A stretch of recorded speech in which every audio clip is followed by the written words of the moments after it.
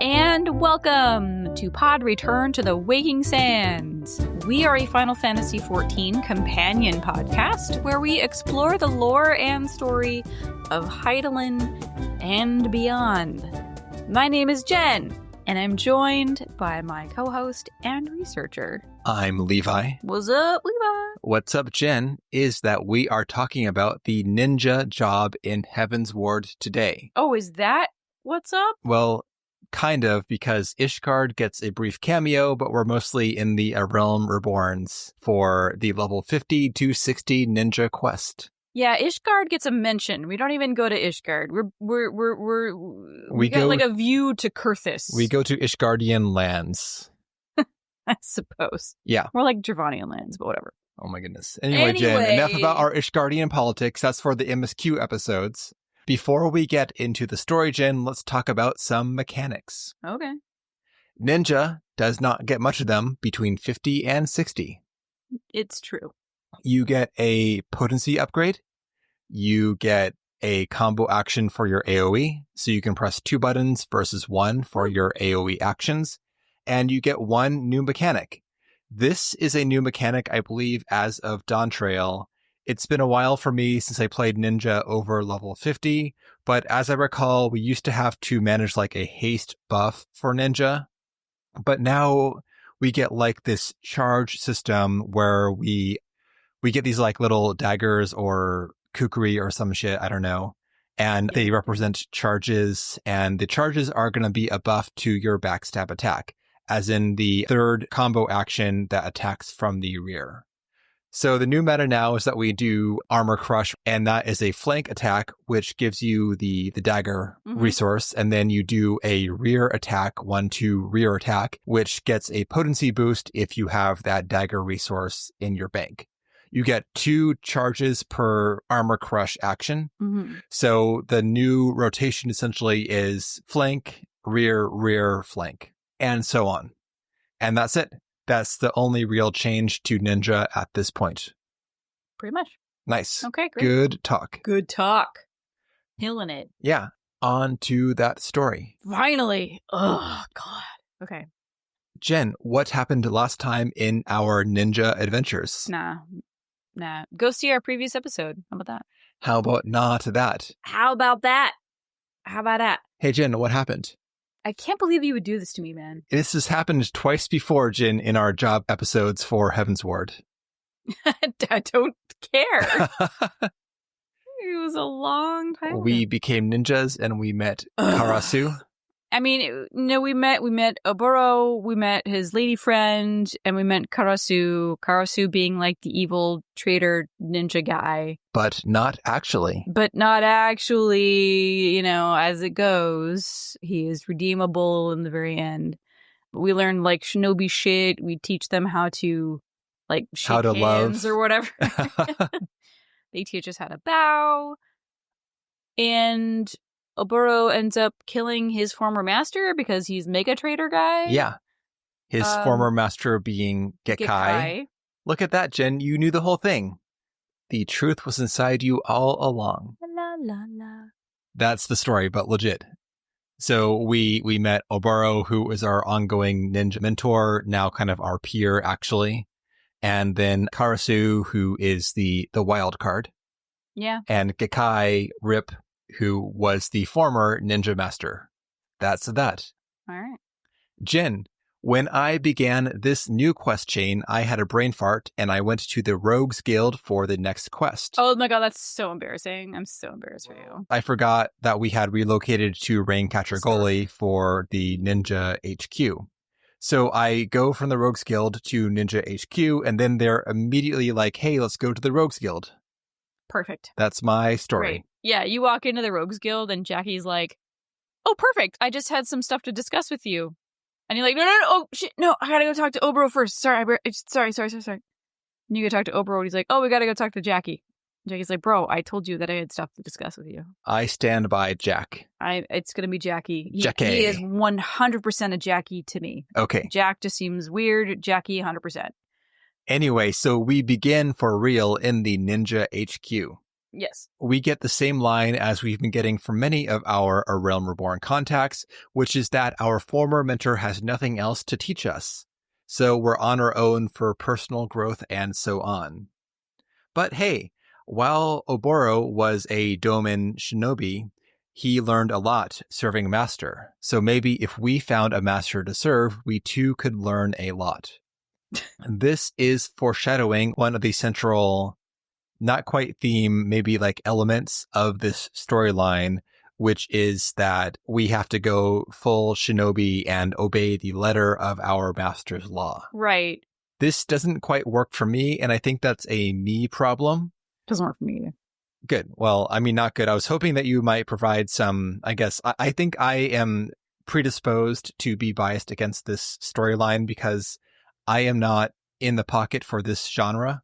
So the tropes don't work for me. And again, I don't think it's a quality issue. I think it's just like me not meshing with it. 100%. I was hoping that you would be more open-minded, but No, I am wrong. It just feels like I don't know, man. Like I suddenly have all of these skills, and that means I need to completely subjugate myself and sacrifice all agency. Okay, well, that's too bad, Jin. I was hoping that you would be the softer touch here. I'm not like I'm hating this is terrible the whole time, but I am just not vibing with this quest line. I was hoping that you might be a bit of a positive spin, but apparently my hopes are dashed. It just doesn't sit right with me, and I immediately just want to like kind of buck against it. Okay, fine. Well, I guess Jin's accepting and wanting to take things positively nature is offset by your natural rebelliousness. Correct. I mean, so obviously, a sense of duty is above all for this line of work. So if you work for somebody or you have a quote unquote master, which I also hate. I mean, like you have tremendous skill. You are forced to be reckoned with. You should be, feared and respected. But then you have to like kowtow to some dude who's like I don't know. I don't get it. There's no respect there. What in my if opinion. it's a lady? I don't give a fuck. Anyway, so this does bring to mind an interesting question, though, about like the jobstone mechanics, because we get some lip service, I think, in some of the job quests when we elevate from class to job about us doing things that unlock the memories in the jobstone, etc., etc.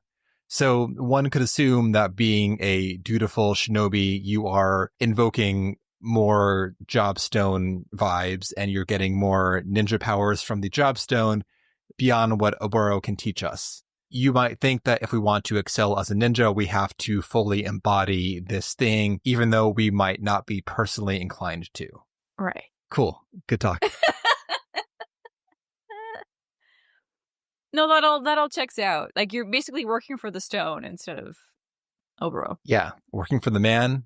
The man working is for the stone every night and day. Yeah.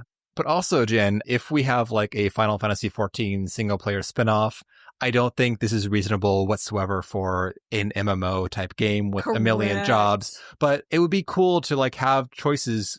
Do we want to go hard on the job vibes, or do we want to make our own decisions and compromise our personal empowerment for our own morals? It is an interesting But again, I'm not expecting that of a game with 50 different jobs and an MSQ. Yeah, the main bro. focus. And that's the thing too, is that like I have I think about 12 other jobs. So I can't devote my heart, mind, and body to this one person who pays my salary. They don't pay you shit, Jen. I mean, right. Like I'm getting paid in level ups. Satisfaction. Okay, so that's enough preamble. Anyway, yeah, this episode's going to be 2 hours long. Okay. Good. Some people will enjoy that. But no, I thought that was an interesting note there where Oboro says, hey, to level up, you've got to find a master because that might be good for your growth. And I was like, that seems weird, but it's true in this case. It is true. And honestly, it also could just be get a real job and start working for yourself and you will learn and hone your That skills. is not the shinobi way, Jin. It is not the shinobi way, but that's going to be my interpretation of it. Okay. Which doesn't jive with many of the themes in this quest line, but whatever. Moving on. Okay, so we're talking to Oboro, and he's like, I got nothing to teach you. Maybe if you worked for a master, blah, blah, blah. But we don't have time to think about any of that because we got a missive from Jackie at the Rogues Guild to drop by. It requests Oboro's presence also. And so he's like, perhaps the path forward will make itself known once we visit the place where your journey began. Fair. So Oboro dons his civvies and we go visit Jackie at the Rogues Guild. Jack has bad news. There's a thief on the loose in La Noscia who's fast. Too fast to be a regular old rook. Why involve a ninja? Well, Jen, the one doing the cloyin' ain't from Eorzea. Came from the Far East, judging by the garb. And now Oboro makes a little joke. It's uncanny how much your thief sounds like me, Jack. Why, if I did not know better, I would say I was your culprit. I, says Jack. Now, get your daddles where I can see 'em. Okay, Just kidding. That was cute. That was cute. Like, yeah, you're right, Oboro. Show me your hands. And then Oboro was like, oh, God. Oh, geez. Oh, Christ. And JK. Jackie's like, nah, dude. Like, you're fine. And Oboro's like, touche. No, but for real, though, things will go a lot smoother with a couple dimber-dambers like you on board. Darn tootin'. So the first step is to find the thief's latest victim at Summerford Farms. We pop on over. Our contact, Molfa Kelfa, is a surly-looking Lalafell. He is being guarded by a doofy-looking Highlander with extremely ornate purple and silver armor, a winged helm, and a trident. Yeah, this guy looks absolutely ridiculous. Yeah. For a rent-a-cop. Like, completely stupid. And he's like, he's armored up, and he has a name, and I'm like, this guy's gonna have some sort of deal going forward. You know it. Yeah, we'll see. Okay. All right, so Molfa Kelfa. Terrible name. I'm sorry. Molfa. Is it Dolores? Molfa? Jen, this guy's been victimized. Don't be insensitive. Sorry. It's just like, it's so like Molfa Kelfa. Bleh. Okay, he had an orb stolen from him by two thieves, quote unquote, with a Far Eastern look about them. Apparently, so Jackie shows up with the two of us in tow, and the guy is looking at Jackie like, all right, Jackie, you're good to go. But he looks at us, and apparently we look a little too fresh-faced to have any sort of thief-finding skills. But Jackie, like, kind of vouches for us. He's like, yeah, they're new, but, they're fine. This is Jackie reading the room. He has incredible skill at doing this, and I didn't realize it until after the fact. I'm like, why is he downplaying our, okay. So, Jackie theorizes that the out-of-towners won't know where to go after swiving the orb. So now's our chance to catch up to them while they're, probably confused and disoriented. So we follow a series of footprints to the Woad Whisper Canyon. And we've been here before on some ninja shit. We have. Actually, this was during the Limsa intro questline, Jen. That's right. Because we faced down some the dandy-do-batters. Whatevers. It was the people who are the thralls to the Sahagin. Or you mean thralls to Leviathan? Sure. Serpent Reavers. Yeah, the Reavers. We have been here beforehand when we were facing down some of those thralls, I am pretty sure. You're correct. Okay. And this spot is awesome because there's like really loud waterfall sound, and it's really immersive. It's a cool spot. So anyway, we follow them there. And here we find there is a male and female Aura.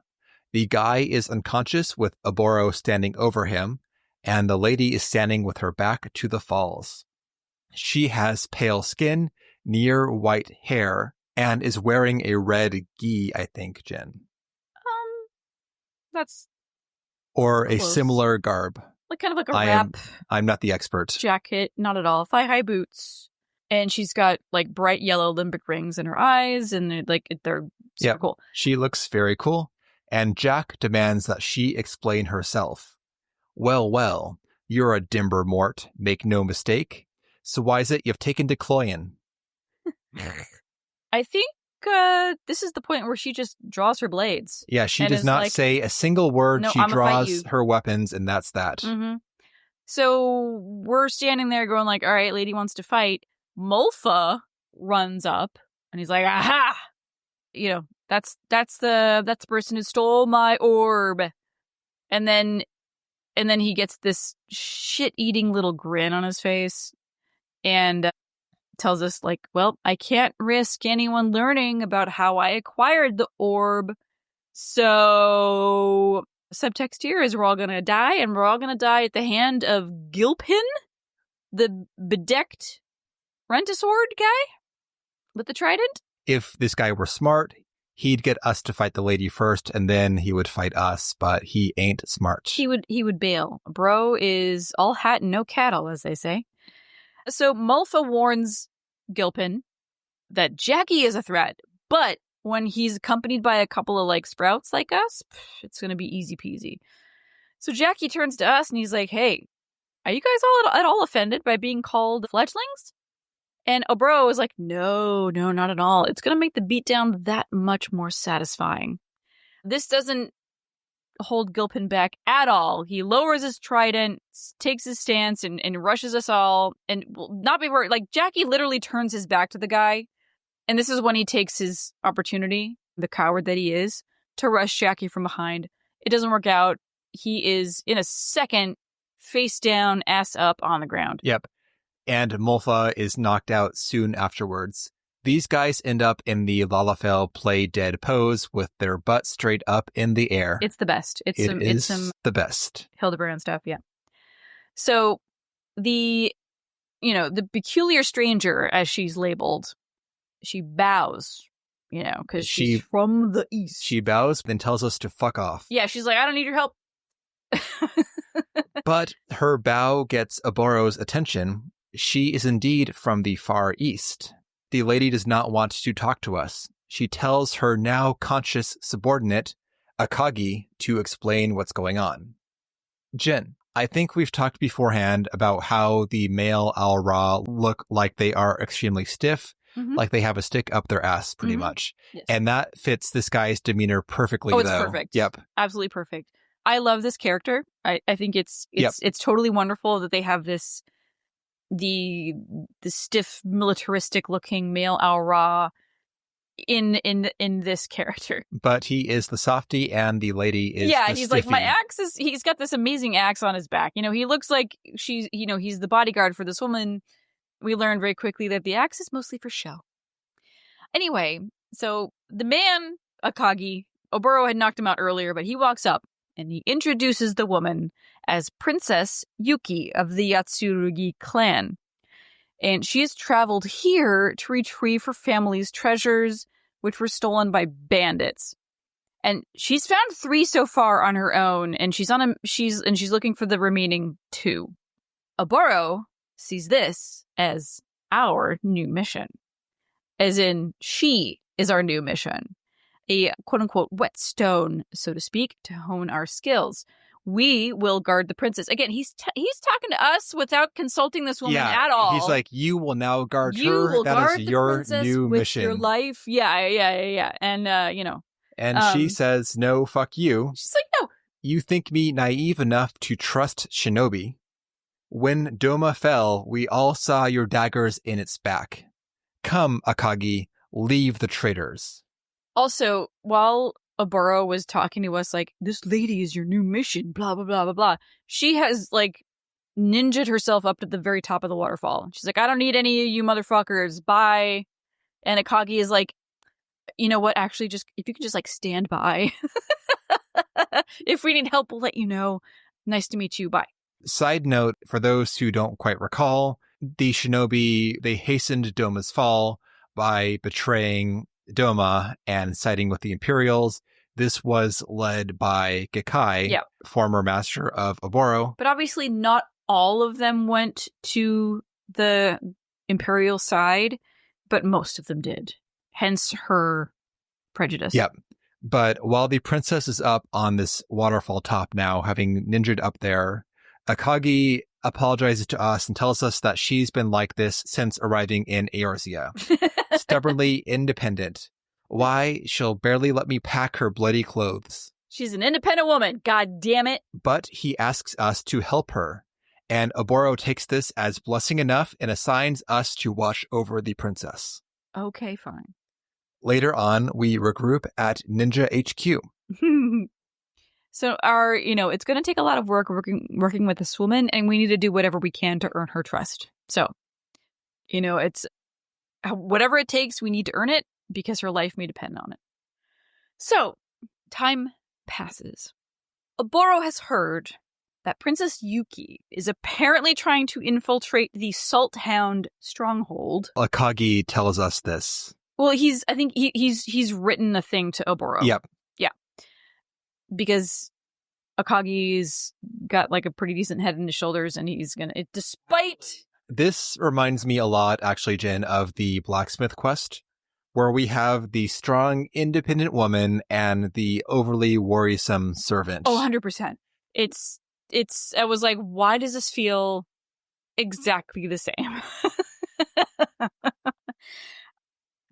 But honestly, Yuki is way more resistant to any help. Like it's like a thing. So it's you're meant to notice right away that she is just completely resistant to any sort of outside help. Like okay, Jin. We're gonna get to the bottom of this, girlfriend. We're gonna do some therapy over the next few quest steps and get to the bottom of it. Yes.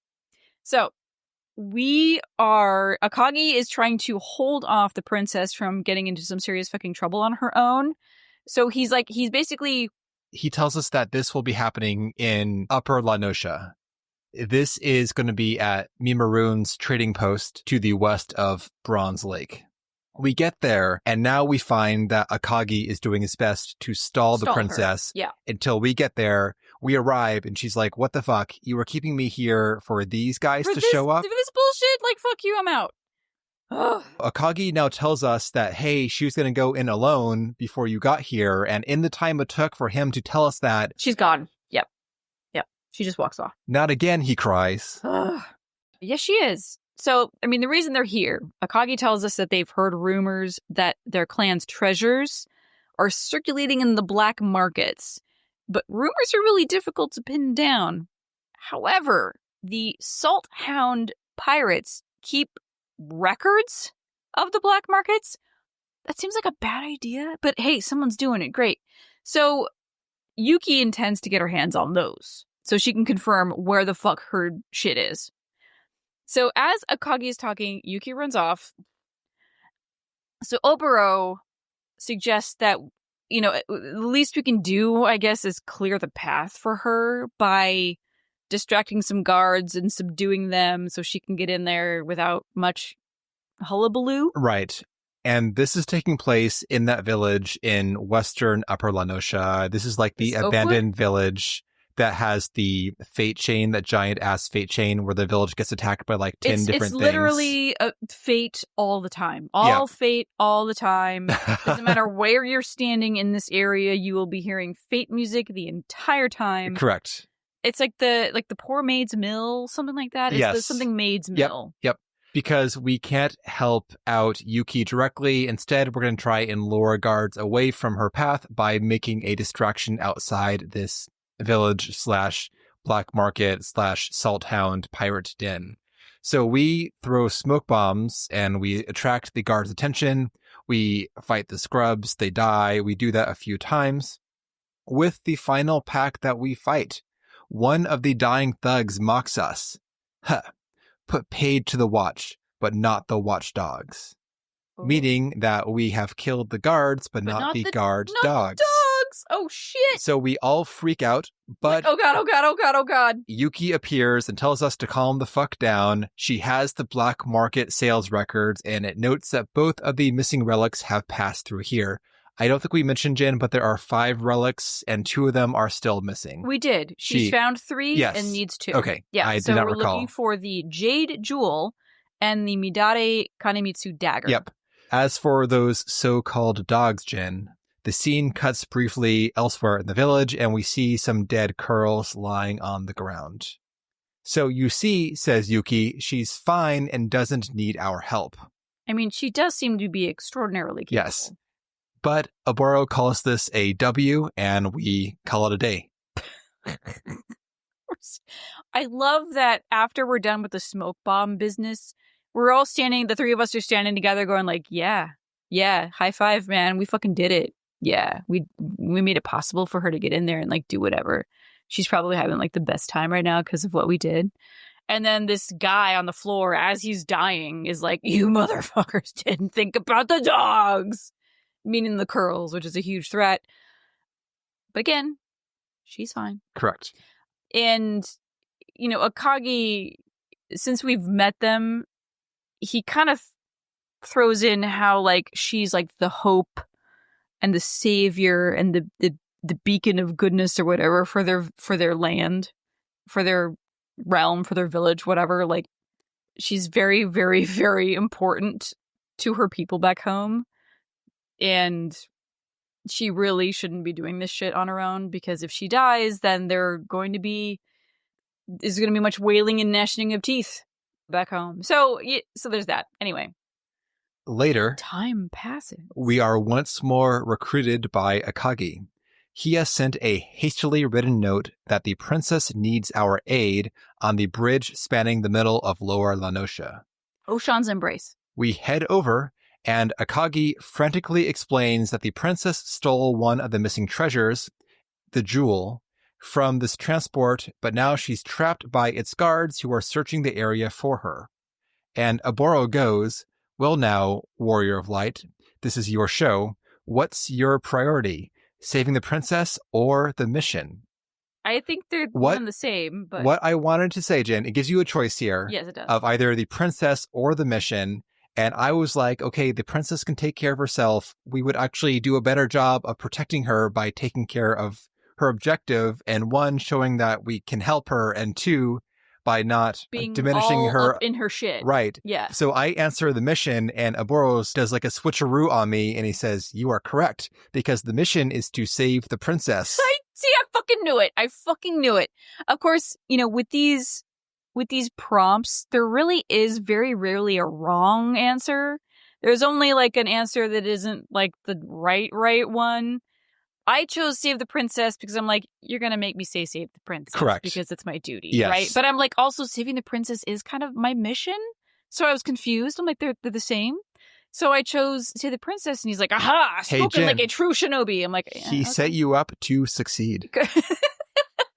Right? It's like the worst teacher ever.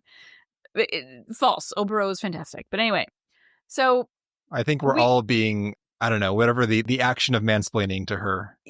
Man acting.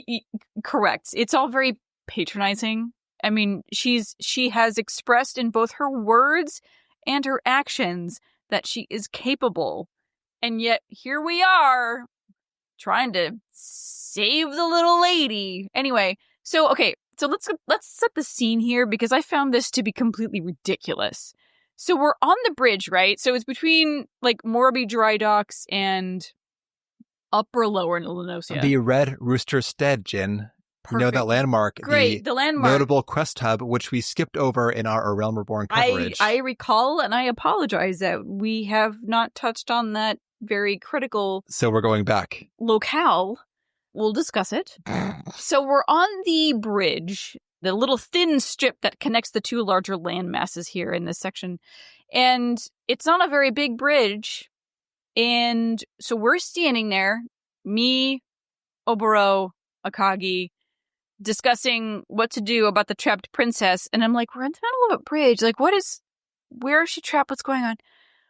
It kind of zooms out, and we see that she's literally on the roof of one of the little lean-to shacks or whatever on the bridge. And I'm like, oh, she's right fucking there.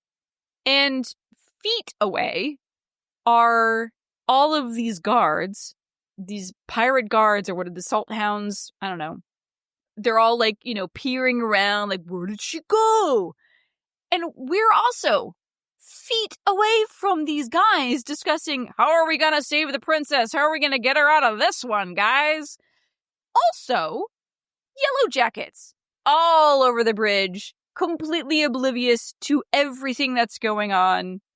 So, okay. Yes, this would be a good place for one of those signature Heavensward, like, lengthy solo instances, maybe.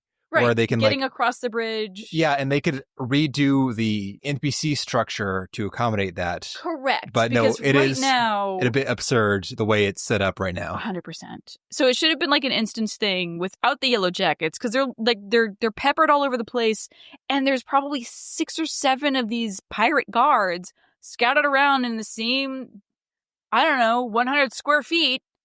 Anyway, so the brilliant idea here is to, once again, lure the dudes away from the princess so she can bail off of that roof. We overhear them saying that she's using magic, and we're like, LOL, you fucking idiots. It's not magic. So dumb. It's just ninja magic. Yeah.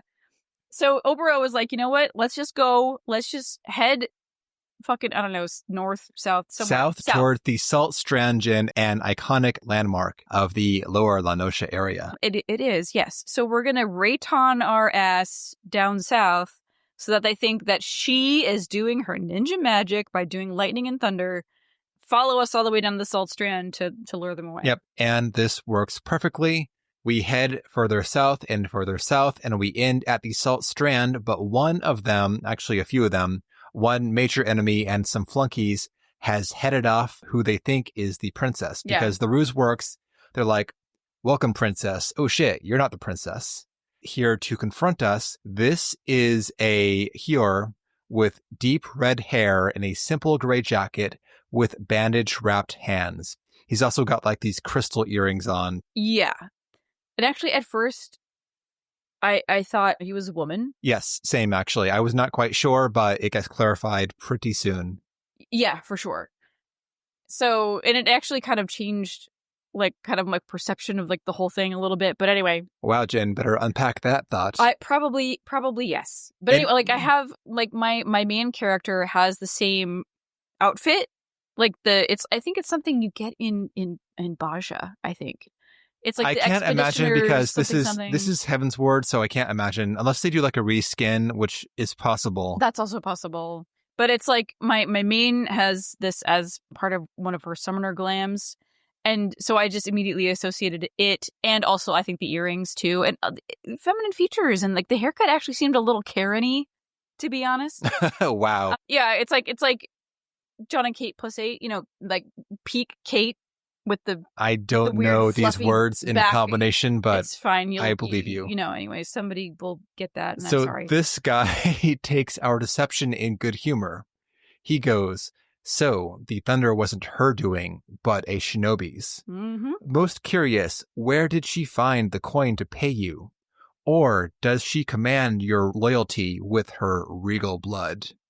What I could do if royalty flowed in my veins. No matter, I'm buying a bright future with my actions today. Mm-hmm. Why do you look at me like that? Your eyes are like Karasu's or Gekai's, judging me unworthy. So we're back into the middle of ninja drama, Jen. Yeah, he's like, you must be from the Far East. A real shinobi with real ninjutsu, like Gekai. You think yourself my better because of it? Don't lie to me! I can see it in your damn eyes. I will make you spit out what you know about Yuki, or I'll cut it from your corpse's stomach. Quick refresher for the name challenge. Karasu, once more, he is our rival in the first Ninja Quest line. He is like the, what do you call it, Jin? The Kabuki theater jokey guy who turns out to actually be the hero of the day. And then Gekai is Oboro's master who turns out to be the villain. Yeah, an imperial, a traitor to the, he defects into, whatever, anyway. So now we fight and our guy gets a name tag, Redway the Relinquished. We fight his minions, then we go for Redway directly. Around this time, Oboro joins the fight, which prompts an escalation on Redway's part. He uses the evil summoning circle mudra, which makes the shadow bats appear. This was the same one that Karasu used in the prior quest line. Yeah, that's why his little familiar was like a bat. Every time you saw a little bat, you're like, oh, Karasu's around. Yep. So that was kind of cool. And I'm like, oh, I wish I could do like a summoning Doton circle. Jin, don't go dark. Don't go dark ninja, Jin. I'm going to go black mage ninja. Don't do it. So Redway would summon these like they were like Doton circles, but they persisted in their like radial runic pattern and would summon these bats. So you needed to like, and just like with the black mage shit, there'd be like these void portals that would spew out ads. You needed to deal with that right away. Yep. And then go back to the stuff. Anyway. Kill the ad makers, then the ads, then the boss. Indeed. Classic. So we fight off Redway and he runs away. We'll deal with him at a later time, apparently. So Naboro suspects that Redway is actually a former shadow of Gakkai. And since his death, the Imperial Shinobi have kind of like been scattered to the winds. They were disbanded and forced to become sellswords. So that's some new information. That's fun. And when we meet up with Yuki again, as per usual, she was like, I didn't need your help. And Akagi is like, she's actually secretly grateful. Thank you guys. We'll be in touch. Actually, princess, you are grateful. He doesn't say it while she's standing there, which is, I think, different. He's like, it doesn't seem like it, but she is actually grateful for you. And, I mean, whether she is or isn't, we appreciate you telling that to us, because, you know, we are risking our lives out here for her, so... Anyway, time passes! We head back to the Ninja HQ, to the little shack in Raincatcher Gully, and we get word from the Rogues Guild that they have found someone attempting to sell the dagger. Aboro sends us to the guild to get more information, and he's going to stay at Ninja HQ because he has sent word to the princess so that he can give her the good news. Popping over to the Rogues Guild, Jack informs us that they intimidated the Lala from earlier into coughing up a load of information. Actually, I was like, Jackie and a dagger teamed up on an interrogation of Malfa. Also that. So the dagger, not the interrogation dagger, but the treasure dagger, this is going to be sold by a band of pirates called the True Hounds. And this is a technically legal sale since they are considering the dagger to be plunder stolen legally from Imperial vessels. So it's like a privateered dagger, not like a stolen on land dagger. Yeah, I mean, technically this doesn't rise to the level of Rogues Guild intervention because it's technically like a legal steal. It's not, but on paper it is. After all, Jen, it's your princess's wid against the True Hounds. Wid, yeah. And fair. So basically the Rogues Guild can't really do much here and still be on like the up and up. So Jackie is like, I have found somebody to deal with this, like extrajudicially. So he's given the case to a black marketeer. I don't know if he's given the case to them. They have found an informant and they're going to pass on that contact to us. Yeah, basically. Like, so like, I can't touch this. Jackie's like, I can't touch this because reasons. So I'm going to tell you to get in contact with this black marketeer, and then what you do from there is your own fucking business. And he's never met a cove who could get information so quickly. Yeah, he's like, you know what? So back in the day, in the previous ninja shit, we did deal with a black marketeer whose location changed according to the winds, right? And he was like an older dude, and he hung out with Kakirans, and he had like all of this knowledge about the underworld and stuff. And then he got killed. So this new guy has basically taken his place because he's doing the same shit. He moves around according to the wind. I don't think that's the implication, actually, Jen, because so we now head to Lower La Noscia and we head to the House of Sticks. This is one of the places that we met up with the black marketeer last time. Right, because the veil was lifted by a southerly. We're in a little callback right now to the Rogues Guild. Right. And just like last time, we have to kill some innocent Kikurans who attack us for no good reason right in front of this black robe-wearing black marketeer. Yes. So we kill them to honor the traditions of old. After we fight the Kikurans, we now pay the money tithe to the marketeer. So we pay him some gil. Just like last time. And then he explains these guys are an offshoot. The True Hounds are an offshoot of the other black market guards that we fought earlier. The Salt Hounds. Yeah. The True Hounds sail under the flag of Captain Rosalind. Apparently, they fight fiercely because they are drugged up. They consume something called Pluto. Steroids. Maybe. This gang right now is taking place in Costa del Sol. Also, be wary of their new sellsword, Redway, which is, again, the ninja we fought before. Right. An ex-member of Garlean covert operations, one who has thrown himself into the study of ninjutsu. His pursuit has paid off handsomely, albeit at the cost of his humility. Stay vigilant, or you'll find his blade pricking your back. Anyhow, that's all for me. Give my best to the dim one, little chick. So, Jen, this is not someone who is a full-time black marketeer. This is Karasu. No. Okay, so as soon as Jackie was like, okay, we found this dude, and he's like really new to the guild, but goddamn, can he get information real fast? And I'm like, fuck me if this dude doesn't end up being Karasu.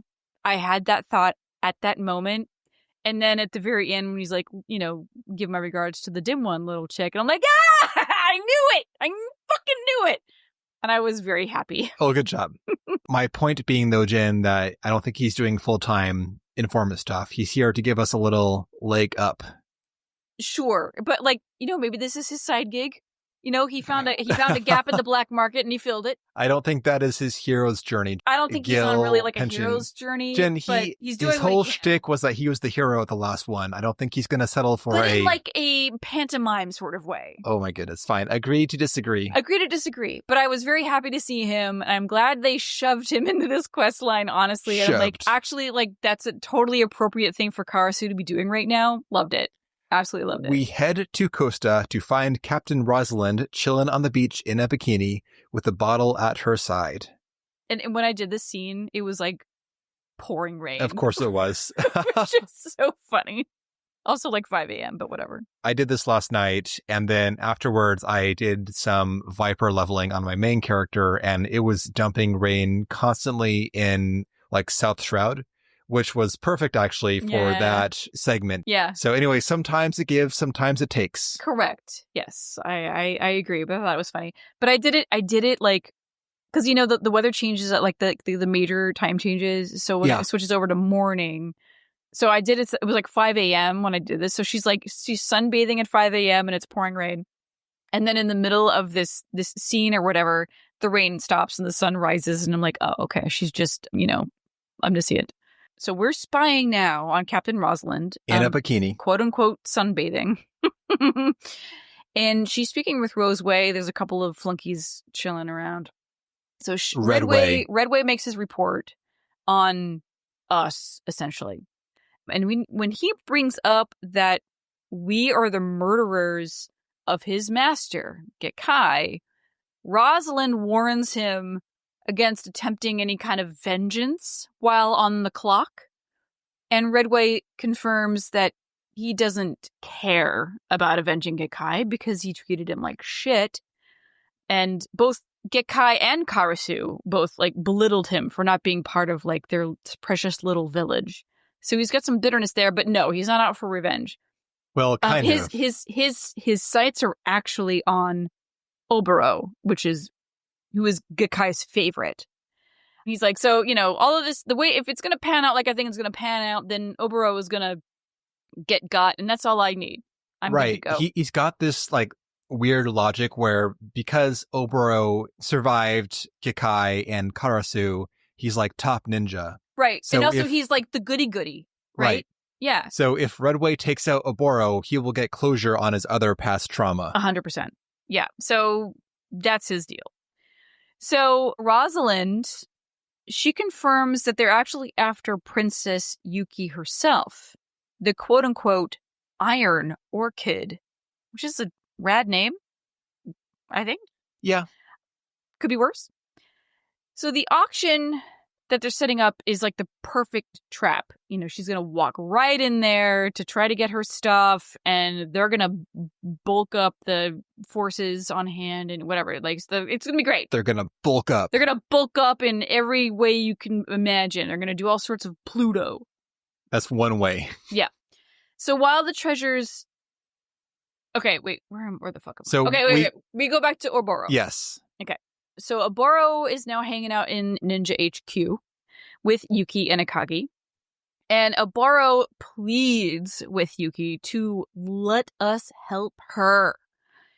And then she tells us, all right, you guys kind of like, you got me, but I'm going to tell you why I don't want your help. So while the treasures were being stolen, so many of her people stood in the way of the thieves and they lost their lives. She wanted to fight and help because obviously she has the ability to do that, but her vassals wouldn't allow it because she's the fucking princess. Many of them died as well, and she could do nothing about it. So she is refusing to let anybody else die in her name. So she vowed to find her lost treasures herself, sell them, and bring prosperity back to her village. It's like, okay, all right. We knew something was up. That all makes sense. And then Akagi goes like full crazy here. He's like, if you don't let them help you, I'm going to seppuku myself. And she just like looks at him and she's like, bro. She actually laughs at him. Like, you're on another planet, man. But I get it. I don't think he's serious. I think he's trying to. No, correct. Yeah, he's not like literally so going to seppuku himself. She sees him for what he's doing, but this gets to her. Yeah. His determination is what I think gets through to her, not the actual threat. 100%. She's like, you have like the weirdest way of trying to convince me of stuff, but like, point taken. And like, this is the first time we see her chuckle a little bit, and it's kind of, in a weird way, him threatening to seppuku himself lightened the mood, which is great. So now we are on board. We are allowed to be her minion. Yes, on one condition, that we are not allowed to die. Yes, so she gives us 2 orders now. So this is when begins the whole, like, she's our master, and we must obey the letter of her law. Mm-hmm. So the first order is that we must help her take back this treasure. And she buys into the whole, like, master shinobi cosplay shit going on fully. Mm-hmm. She's like, I order you. Right. To 1, take back the treasure, but 2, you must stay alive. She still has to maintain control. It is your duty that you stay alive. Nope. Okay. Oh, she found a loophole. And Oboro's like, well, she's your master. She's your sworn master, so you must obey. Well, shit. Time passes, and we get word that an Ishgardian collector has bought the dagger, and they want it to be shipped direct to Ishgard. The pirates are going to probably take the dagger through the Dravanian forelands, so we hatch a plan to drug their Pluto, with a sleeping potion, so when they try to get crunk, instead they get slumped over and fall asleep. Slumped. Yeah, once more, the princess goes all, you're not my dad, and runs off alone to go and buy this sleeping drug. I don't need anybody's help to buy lavender incense, but okay? She has no local money, so we go running after her to Limsa This is fucking funny. Yeah, so she like runs off and so we're in the HQ, right? We're in the storehouse, and Orbo was like, okay, we're gonna buy this lavender incense, and we're gonna swap it with their Pluto, and they're gonna fall asleep. So Akagi and I are we're gonna find their supplies in Lower Lenosia, and then Warrior of Light, you and Yuki are gonna go to Hawker's Alley to buy the stuff, and Yuki's like, I can buy stuff without help, and leaves, and Orbo was like, motherfucker, here's some money. You're gonna need money to buy it. So we follow her to Hawker's Alley. We find Kyokurune's shop, and we find a frustrated Yuki and a confused Kikirn. Kyokurune puzzled by puzzling customer. She makes demanding demands, but she has no shinies. This is so fucking cute. So she's like, oh my god, I need this stuff. And he's like, I need money, man. So we buy the stuff, and then right then we hear like a bit of a commotion behind us. And we turn and we overhear somebody going, what was she thinking coming out all the way over here? If her mother were alive, she would have fainted at this letter. And Yuki is like, oh fuck, I know that voice. They've come to find me. They're going to haul me back to my village. And I still need to find the treasures. God damn it. And like, lo and behold, there's like one of her vassals and some other, I don't know, like a valet or something. So these two people have come all the way out here to find her and bring her back home. So she's like, fuck. Oh, if they look over here, they're going to see me. And this fucking comedy, man. Right at that moment, Akagi walks up and he's like, Princess Yuki! Hey, Princess Yuki! We're here. And she's like, shut the fuck up, you fucking idiot! And she runs away and he's like, what did I do? I'm like, it's fine, man. Okay. So the True Hounds supplies, because they have to make this trek from Lower Lenosia all the way to Ishgard. So they have to pack up all of this shit. So their supplies are being stored in Fisherman's Bottom. Perfect. So we head there to do the swappy swap with the Pluto and the sleeping draft, whatever. So we spy on the True Hounds as they're loading up, and they're discussing the route to Ishgard, and they say that the captain, Rosalind, she won't go within 20 malms of the Shroud, which is curious. What's going on there? Why can't she go within 20 malms of the Shroud? Does she have beef with the elementals? That was my assumption. Who doesn't have beef with the elementals? Right. So now they have to take this longer route by the Dravanian hinterlands, but they plan to stop in the smoldering wastes so that they can re-up on their Pluto. And we're like, perfect. Okay, so we're going to intercept them in the smoldering wastes when they fall asleep, and then dig through all of their crap for the dagger. Awesome. Okay. We go there, which is just like the middle of the Dravanian forelands. We find their cart on the road there, and there are some unconscious pirates by the cart. So we are sent to go and search around and find any stragglers who may not have drunk enough Pluto to go unconscious, and Princess Yuki is going to search for the dagger. So we do so. We, Oboro, and Akagi all split up, and we come back, and Akagi got wounded in a fight because, like he said, he's not really good with an axe. He just wears it for show. Mm-hmm. Akagi's all hurt, but the good news, though, is that Yuki has found the dagger. Her mission is a success. Everyone lives happily ever after, Yay! Except Redway appears on the scene. Motherfucker. He compliments our trick with the Pluto, but he doesn't indulge in drugs nor drink. He is straight edge. Figures. And he has hostages. He has captured the other vassals that were stumbling around the market earlier. So now he tells the princess that unless she surrenders, he'll kill the vassals. So she says, oh shit, I have sworn to let no more people die on my behalf. I surrender. So she and the dagger are now in Redway's hands. And Redway tells us that if we try to bust her out, he'll kill the princess and her vassals, so don't try to stop them. As Redway is escorting her away, Yuki orders us to see to the wounded Akagi.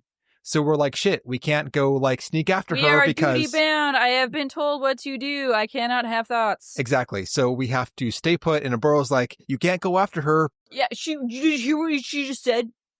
So fine. We have to go and take care of Akagi now. Yeah, and like he's fine. Akagi is like, why didn't you follow her? And Oboro was like, you can't follow her. I mean, like he actually had a decent reason, because if we followed and one dude slipped out of there, no, Jen, we are a ninja anyway. robot. I mean, but also that, yes, which I hate. Doesn't make any sense. Yeah, this is when it begins hammering on the whole like master's word exactly thing, which did not work for me. But we talked about that before. I'm the warrior of light. I'm a scion of the seventh dawn. Like, these two things are incompatible. But today we are a ninja. Today we're a ninja. This actually reminded me of my Final Fantasy XI character, Jin, who would do this just by default. He'd be like, okay, you told me to do this, so I can't like do the logical thing. I've got to do what you told me to do. We should just, we're Rikers here today. Yep. So anyway, patreon.com/podreturnffxiv. Back inside the cabin, Oboro informs us that Akagi is recovering from his wounds.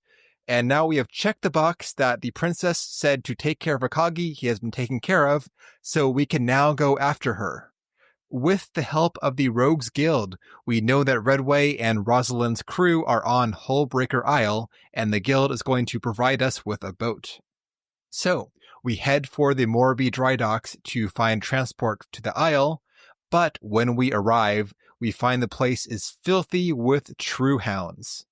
If we fight them and we fuck up once, the princess's life will be forfeit. If one gets away to warn them and Redway makes good on his threat, then we done fucked up and she is dead. But Oboro has a plan. Remember, he says, the princess told us to stay alive, but only you are sworn to her service, not me. So I can do what I want. Which means die. Yes. I can die. You can't, sucker. Exactly, because we promised to stay alive for the princess. He's like, all right, I'm going to go and surrender to the pirates and act like we have like broken ranks so they don't think that you're going to come and they think that I'm the threat and I'm now in their custody. Yeah, so like Ridway's dudes are obviously spying on all of us. Oh, we skipped a bit where we have to like go and kill guards by the ninja cabin. Who cares? Yeah, at the storehouse, it's like they discovered our secret hidey hole and now we have to like go around and pretend to sleep outside so that they come up on us and we kill them. Yeah, so anyway, we do that and now we're here. We do that now we're here. But like, again, lousy with true hounds and they're all like eyes on Breen. They're all like eyes on Oboro. And so Oboro makes this big like, I don't love you anymore. Get out. Go on, get. So that they all think that we've our relationship is now kaput and they don't have to pay attention to us anymore. So he does this whole big thing like, I trusted you and now you show your true colors. Craven, I call you. You are no shinobi. You're a mistake. Like, that's fucked up, man. I should never have taught you the ways of my village. Get out of my sight. Okay, so now we lay in wait. We run off crying. Yeah. So Oboro gets like caught, whatever. He goes up to Redway and he goes like, "Hey, you fight me 1v1." And Redway's like, "No, I'm just gonna capture you. Either surrender or I kill the princess." So Oboro goes, "Okay, you got me. I'll surrender." Redway makes fun of us, the Warrior of Light, he makes fun of Oboro for not following us in our turning traitor. Yeah, you could have just left with your buddy and been fine, but like, look at you now, you stupid asshole. So he takes the bait. He thinks that Oboro is in his custody and that we have defected, so there are no further threats to their plan. Things are going great for Redway. Yeah, he's gonna go back to Oboro's village and use Oboro as bait to draw all of his people out, and he's gonna go in and raise his village and rebuild it anew under the Redway School of Shinobiing. Meanwhile, elsewhere in Lower La Noscia, Akagi comes panting up to us. He's now feeling better. He's bound his wounds. I put a Band-Aid on my leg and I can walk on it so I can fight now. And he curses us as a traitor. How dare we, he says. How dare we turn against the princess? Skulking around here when our friends are in danger. We're like, bro, it's all part of the plan. And he goes, I knew it. Well executed. I never doubted you for a second. All right, buddy. All right, so off to Hullbreaker Isle we go. We find the boat that was intended for us, and we get on it, and we go to Hullbreaker Isle. Yep, and right now we're on Hullbreaker. We have Rosalind, and we have her hostages being the princess and her vassals. We're in the arena where we fight the gorilla on Hullbreaker. Oh, look at that. Fun fact. Look at that. So Captain Rosalind gloats at having the princess hostage, her vassals, and the treasure. And Princess Yuki protests. You promised you would trade the hostages for the treasure. And guess what, says Rosalind. I lied. Duh. I'm like a pirate or whatever. Right then, Redway arrives with the prisoner Oboro. Tomato.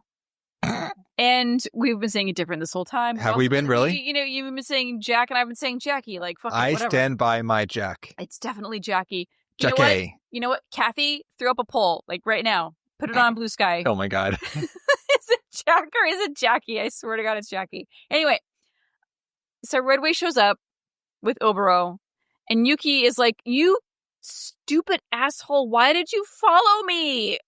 This is triggering for me, bro. So Redway is all like, yes, the dissolution of Oboro's happy little band of shinobi is like so delicious to me right now. Direct quote. Yeah. Oboro's disciple ran away, Captain. Yes, fled with her tail between her legs. These so-called shinobi were never a match for me. They are shinopis. Shinopis. And the new order will follow me. They will fight for my attention and beg for my teachings. Yes. Rosalind, she piggybacks on the whole, like, oh, are we doing, like, evil laughter times right now? And she starts to mock Yuki to her face. Oh, what's this? The iron orchid wilting? You lost your baubles, you lost your bodyguards, you failed your people. Oh, how does it feel? And then there's like the somebody dying sound. Okay. Just then, there's a death cry from above. High up on a watchtower is a shadowy silhouette. It steps forward. We come into view. I was so slow on the screenshot button for this. My little silhouette, because I changed my glam for Ninja. I'm using like the little horns with like the sweet like silk jacket. And it's pretty cool. It's an awesome outfit. So my little like boop-a-doop-a-doo chubby little Lalafell self with little horns as a silhouette. I'm like, oh my god, that's perfect. But I missed it. The dark silhouette steps forward. We come into view, and we do a cool ninja jump from like 100 feet up in the air. Akagi also runs on the scene. I'm here, guys. Yeah. I'm here also. And then also Akagi. Oboro cries, you need not despair, princess. Here are two who still serve in your name. Please trust to them. And she thinks, fine. Save me, warrior of light. I order you to defeat these dogs. Oh, and you must win. Oh, okay. Well, she said so. So we gotta win. That's the end of the episode, guys. Thanks for listening. Also, I thought it was kind of funny in this moment. So we've like Avenger leapt down into the middle of the scene, and you know, this is terrifying for Yuki, right? And in this, right then, Oboro decides, hey, princess, how does it feel? How does it feel to have friends? Probably feels pretty good. And it was like, it felt like almost mocking. Like, hey, bitch, see what it's like to have people help you out? Well, when you say it that way, then yes. I just thought it was so funny because he's literally like, how does it feel, princess, to not be alone? I'm like, she's probably kind of grateful. All right, you don't have to like twist the knife. Whatever. So we show up and we fight. First up, we're against Redway and some pirates. This is a redux of our earlier showdown. Oboro begins the fight tied up and being attacked by pirates. Jen, did you see this? No. So I had to do this instance twice. I was wondering, because I was like, I bet you Jen tunnel visioned and did not see. 100%. Yes, nailed it. I saw him I saw him way too late, and I was getting like beat the fuck down by everybody. And I'm like, oh, I should probably free Oboro so he could help me. But no. So what you need to do in the very beginning. So Akagi, he is going to take one for the team, and he's going to like fight these dudes. You need to go free Oboro like right away. And Rosalind, she's just kind of like chilling. Yeah. She's just watching all of this take place. So we go, there's a couple of dudes like beating on or guarding Oboro. So we take them down, free Oboro, which is a really long untying situation. Yep. But we free him, and then we can go help Akagi. So we fight Redway. Yeah, at that point, it's just the same as the first fight. We get more shadow bats, the Mudra dark portals. The summoning ring. Otherwise, whatever. though, we fight him. He gets low on health, and he tries to run away. He makes an exit towards the arena entrance. But then Rosalind, she can no longer take this display of failure in front of her. So she goes after Redway and kills him herself. Mutiny, is it? I'll have your head, Redway. Your head. And she executes the fleeing Redway, and then she takes the field personally. We now face down Rosalind. She has some Marauder moves, and she will home gang us in place and drop AoEs on us. This reminded me of the Ratatan fight, but not as tight. The first time she home ganged me, I stunned her and I dodged her shit. The second time, though, I had no stun because it was on cooldown, And I did not try the ninja teleport because the move cannot by default break through bind effects. Yeah. But maybe it's like an exception. I don't know. I just tanked the AoEs and DPS'd her down. Yep. Okay, cool. Yep. Same. We beat Rosalind. We free the vassals. We reclaim the treasures. And Yuki can now sell them to earn money to rebuild her clan. Their sale will buy tools for farming and storehouses for our grain. With hard work, our lands will prosper. And of course, we get thanked profusely. And that is it. We have saved the day. We have saved the princess and her country. Later on, we do... No big. Later on, we regroup back at Ninja HQ for some final goodbyes. The princess had to come back. Well, what she wanted to do is, she's like, okay, I'm leaving, but I wanted to write a letter to your village, Oboro, to thank them for you, to say you're doing an amazing job and you really helped me and blah blah blah. So do I post it to the village elders, or is there someone in particular? And he's like, no, that's great. She's like, okay, bye. And then she runs off, and he's like, oh fuck, wait, the elders. Shit, they think I'm still in Eorzea because I'm tending to my wounds. They can't know that I'm still running around doing missions. Ah, fuck. God damn it, she's so fast. Ah! And then, there's sitcom music or whatever, and that's the end of that.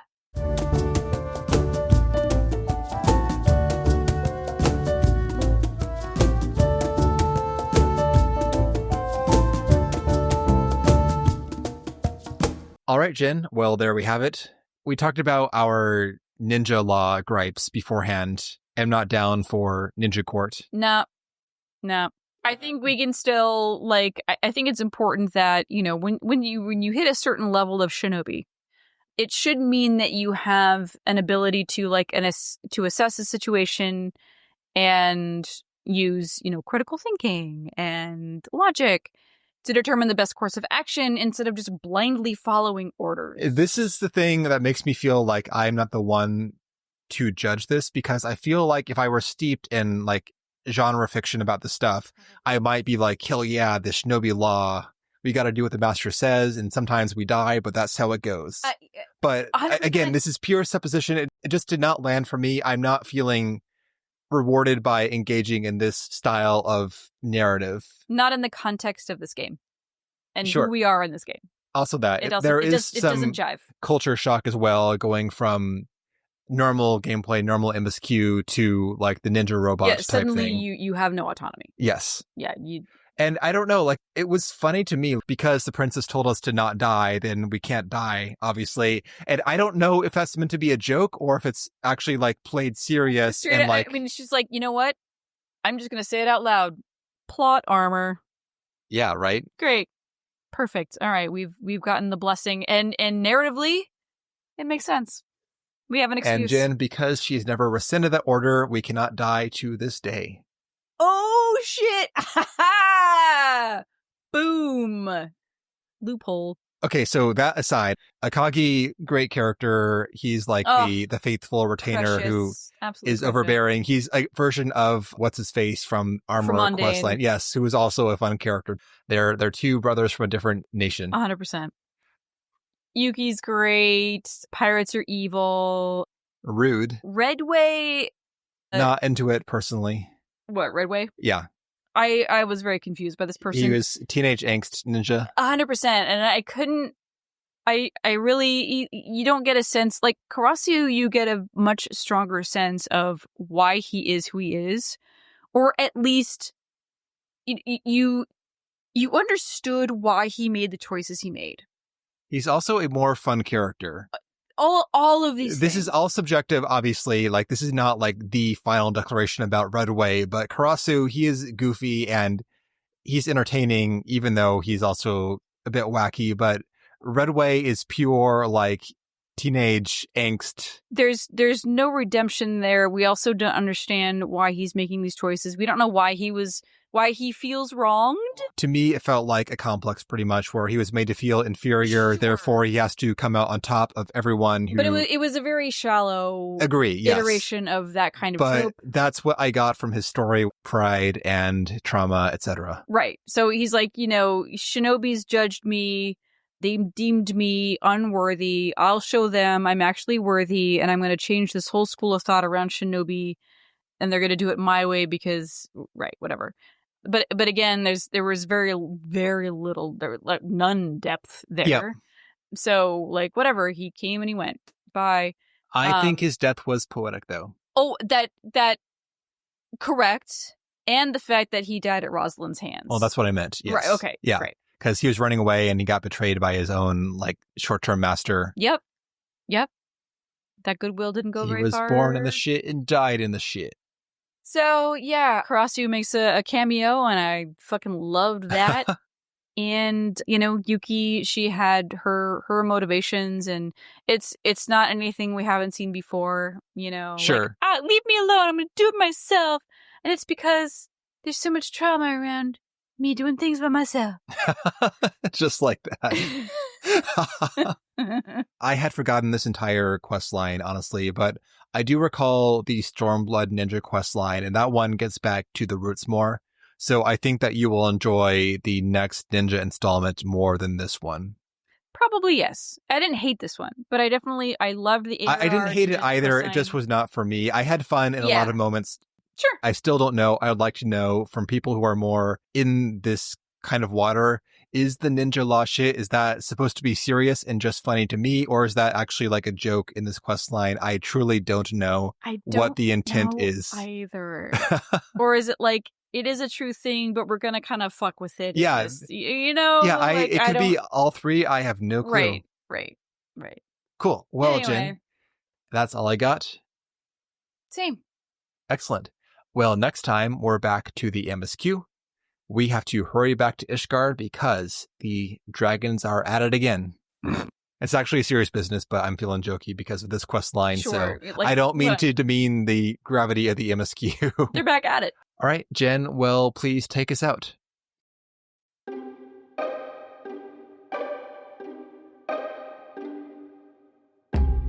And that will do it for today's episode. Thank you all so much for listening.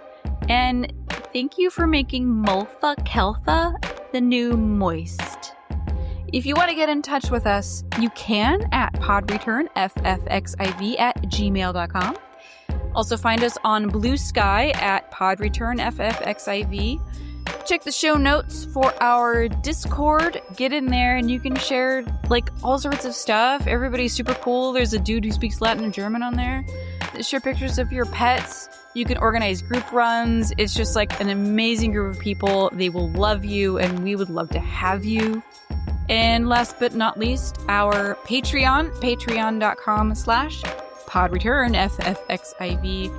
For $1 a month, you get access to all the other stuff that we do. That includes all of the seasonal episodes for 14, our Final Fantasy XI series, Vanadil Van Splainer, so check it out. And with that, we hope you enjoyed the episode. Have a good day or night, and we will see you next time.